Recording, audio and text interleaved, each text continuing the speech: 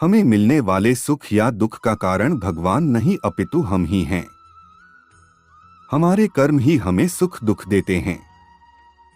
कर्म सकाम व निष्काम होते हैं। सकाम कर्म यानी ऐसे कर्म जिनके बदले में हम कुछ भौतिक सुख सुविधाएं चाहते हैं। ऐसे कर्मों का फल सुख दुख के रूप में मिलता है। निष्काम कर्म वह हैं जिनके बदले हम केवल भगवान को प्राप्त करना चाहते हैं। ऐसे कर्मों का फल भगवत प्राप्ति के रूप में मिलता है।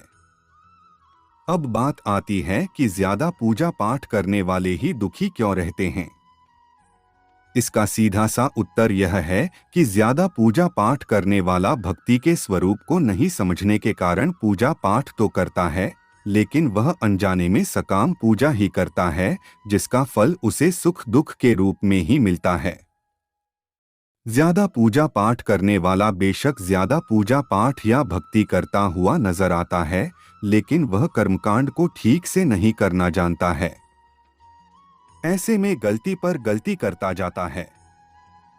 बेशक वह कहता है कि वह कुआं खोदने की बात करता है, लेकिन असल में वह खाई ही खोद रहा होता है। वह यह तो कहता है कि वह बहुत सारी दुनिया भर की पूजा पाठ या मेहनत कर रहा है, लेकिन असल में तो वह अपनी मेहनत बेकार ही कर रहा होता है। बेशक ऐसा करने में उसका सारा परिश्रम निष्फल चला जाता है। तो एक बात तो यह हुई कि सकाम कर्मों का फल सुख या दुख के रूप में मिलता है। हो सकता है कि उसके पूर्व कर्मों की वजह से उसकी जिंदगी में दुख बहुत लिखे हों और पूजा पाठ से बेशक कम हुए हों, लेकिन फिर भी आप यही सोच रहे हों कि भगवान हमें इतनी पूजा पाठ के बाद भी दुख ही दे रहे हों।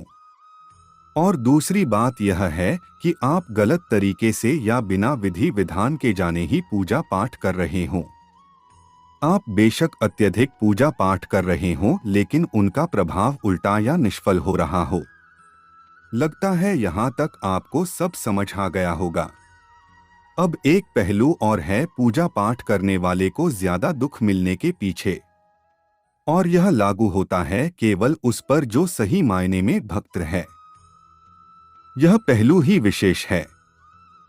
इसलिए इसके लिए आप एक बार फिर से यह जान लीजिए कि भक्ति क्या है और भक्त कौन है। संध्यावंदन, योग, ध्यान, तंत्र, ज्ञान, कर्म के जैसे ही भक्ति भी मुक्ति का एक मार्ग है। भक्ति भी कई प्रकार की होती है। इसमें श्रवण, भजन, कीर्तन, नाम जपस्मरण, मंत्र जप, पाद सेवन, अर्चन, वंदन, दास्य, सख्य, पूजा, आरती, प्रार्थना, सत्संग आदि शामिल हैं। इसे नवधा भक्ति कहते हैं। सातत्य, सर्वस्व समर्पण और आत्मसंयम, ये तीन कुंजियां हमारे हाथ लगती हैं तो भाग्य का ताला स्वयं ही खुल जाता है। अर्थात योगक्षेम का भार स्वयं भगवान वहन किया करते हैं, यही शाश्वत सत्य है। अब इसको बिल्कुल सरल भाषा में समझ लीजिए, एक लाइन में। भगवान कहते हैं कि जो परमज्ञानी भक्त हैं और जो अनन्य भाव से मेरी उपासना करते हैं, उनकी जो जरूरतें हैं वह सब वो अपने आप पूरी करते हैं, और जो आपके पास है उसकी रक्षा का भार भी स्वयं भगवान अपने कंधों पर लेते हैं। यह ठीक उसी तरह है जैसे एक छोटे बच्चे के खानपान, रहन सहन आदि की सारी जिम्मेदारी माता अपने सिर पर लेती है। बच्चे को इस विषय में चिंता करने की जरूरत नहीं होती है। माता इस विषय में स्वयं चिंता करती है। अगर हम ऐसे अनन्य भक्त बन जाते हैं, तब आप यह नहीं कह सकेंगे कि हम तो इतनी सारी पूजा पाठ करते हैं, फिर भी इतने दुखी क्यों हैं। एक बात और भी है। कई बार भक्त पर भगवान की विशेष कृपा होती है, जिसके फलस्वरूप भगवान प्रयास करते हैं कि आपके प्रारब्ध का फल इसी जन्म में या एक ही बार में कट जाए। ऐसे में वे आपसे ज्यादा पूजा पाठ भी करवा सकते हैं, क्योंकि फल तो कर्म करने से ही मिलेगा। ऐसे में आपको इसे दूसरे दृष्टिकोण से समझना होगा। इसे आप भगवान की कृपा ही समझिए। कई बार जीवन के अंत में या मृत्यु के समय आपको भगवान अत्यधिक कष्ट भी दे सकते हैं। असल में वो कष्ट तो आपके कर्मों के ही होते हैं, लेकिन उन कष्टों को भगवान इस तरह से व्यवस्थित कर देते हैं कि अंत समय कष्टों की वजह से केवल भगवान का नाम ही याद रहे, ना कि किसी सगे संबंधी या भौतिक विषय वस्तु का।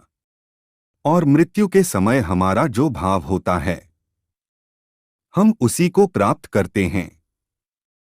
ऐसे में भगवान की याद बनी रहने से ईश्वर आपके लिए भगवत धाम का रास्ता खोल देते हैं।